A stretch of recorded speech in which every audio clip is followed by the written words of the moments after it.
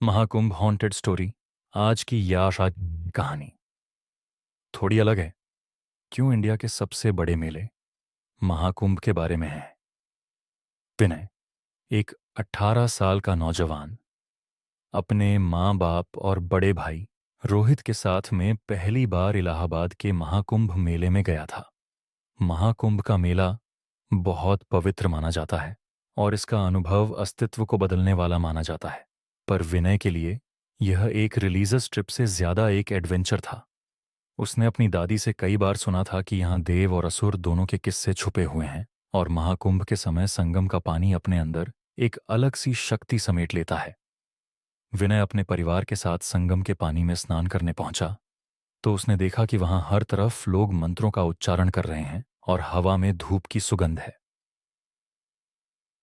स्नान करते वक्त विनय ने एक अजीब सी गर्मी महसूस की, जैसे उसके आसपास का पानी उबल रहा हो। उसने बात अपने भाई रोहित को बताई, लेकिन रोहित ने हंस के बोला, यह तेरी इमेजिनेशन है। विनय, संगम का पानी पवित्र होता है। लेकिन विनय का मन बेचैन होने लगा था। शाम के वक्त पूरे परिवार ने मेले में घूमने का प्लान बनाया। हर तरफ साधु और संतों की भीड़ थी। महाकुंभ के पूरे मेले में बड़े बड़े स्टॉल्स लगे हुए थे। तभी विनय की नजर एक अलग से दिखने वाले अघोरी पर पड़ी, जो एक कोने में बैठा था। उसका चेहरा आसमान की तरफ था, आंखें सफेद जैसे दूध की हो और उसके होंठ कुछ अनजान शब्दों का जाप कर रहे थे। विनय एकदम से उसकी तरफ खिंचा चला गया। विनय ने रोहित से कहा, रोहित, चलो देखते हैं ये बाबा क्या कर रहा है। वो साधु अपने ध्यान में लीन था और रोहित ने विनय को बोला कि उसे तंग करके उसकी भक्ति को भंग नहीं करना चाहिए। लेकिन विनय ने रोहित की नहीं सुनी और वह बाबा की तरफ चलने लगा। बाबा के पास पहुंचते ही उसने देखा कि वह बाबा अब भी अपने ध्यान में ही लीन थे। उसने उन्हें 2-3 बार आवाज लगाई, पर उन्होंने कोई भी जवाब नहीं दिया। फिर मजाक के तौर पर विनय पास से बाबा का त्रिशूल उठाई और बाबा को उस त्रिशूल के तीखे कोने से छुआ। बाबा की आंखें एकदम से खुलीं और विनय की ओर गई। विनय को लगा कि बाबा शायद उससे गुस्सा हो गए हैं, पर उन्होंने मुस्कुराते हुए विनय को देखा और कहा, आ गया तू, तेरा ही इंतजार था। विनय एकदम से थोड़ा घबरा गया। आप मुझे जानते हो बाबा? इस बात का कोई जवाब बाबा ने नहीं दिया। बस उन्होंने अपने अंगुली से एक अंगूठी निकाली और रौनक के हाथ में रख दी। बाबा ने कहा, यह ले और रात को यह अंगूठी पहनकर सो जाना। कल तुझे सारे जवाब मिलेंगे।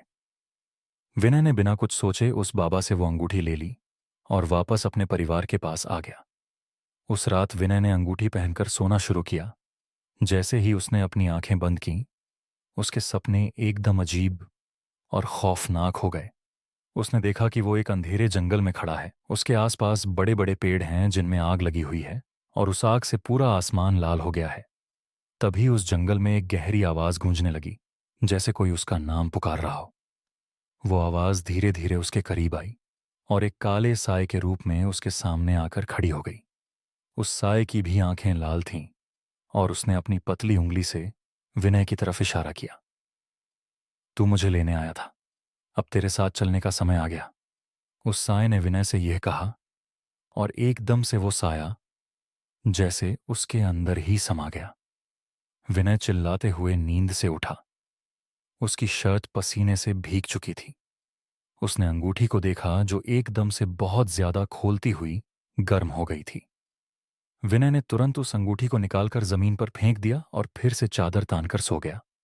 अगले कुछ दिनों में विनय के परिवार के साथ अजीब अजीब घटनाएं होने लगी, जिससे विनय के पापा की कपड़ों की दुकान में शॉर्ट सर्किट होने की वजह से आग लग गई। उसके भाई रोहित को जॉब से निकाल दिया गया और उसकी मां की तबीयत अचानक ही बेहद खराब रहने लगी। इसी बीच विनय एक दिन अपनी अलमारी साफ कर रहा था और सफाई करते वक्त उसके होश ही उड़ गए। अलमारी के अंदर से उसे वही अंगूठी मिली जो विनय ने कुछ दिन पहले ही फेंकी थी। उसने अपनी मम्मी से बात की तो उन्होंने बताया कि वह अंगूठी उन्होंने ही संभालकर अलमारी में रख दी थी।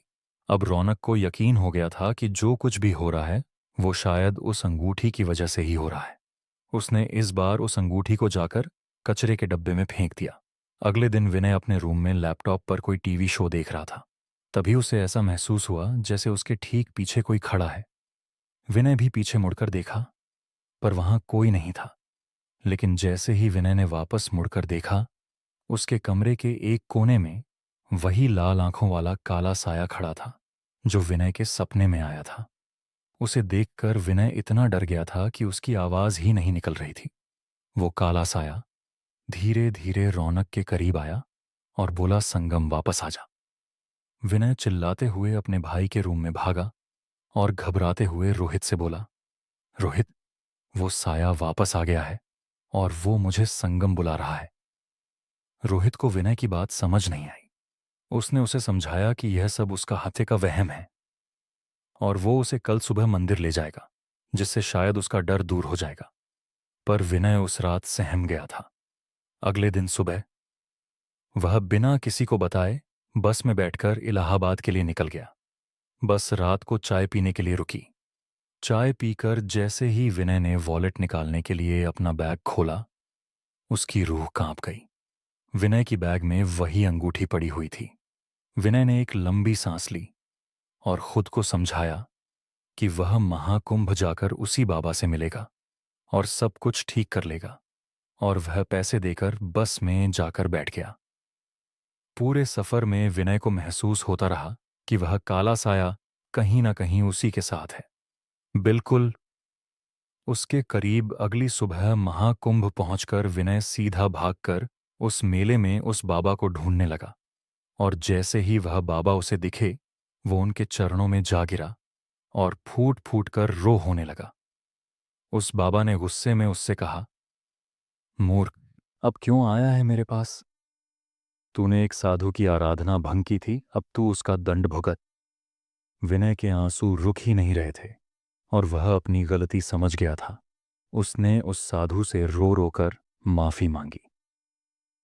कुछ समय बाद उस साधु को विनय पर दया आ गई और उसने विनय से अंगूठी वापस लेकर अपने अंगुली में डाल ली। अचानक ही विनय को अंगूठी के जाने के बाद बहुत हल्का सा महसूस होने लगा। विनय ने देखा कि वह काला साया बाबा के सर के ऊपर खड़ा है और कुछ ही देर में वह बाबा के अंदर ही समा गया। उस दिन विनय ने एक बार फिर महाकुंभ में स्नान लिया और वह समझ गया कि कभी किसी भक्ति में लीन साधु को डिस्टर्ब नहीं करना चाहिए। घर आकर उसने सब कुछ अपने परिवार को बताया। धीरे धीरे उसके परिवार पर आई प्रॉब्लम्स भी दूर होती चली गई। विनय और उसकी फैमिली इस साल प्रयागराज में हो रहे महाकुंभ में फिर से जा रही है।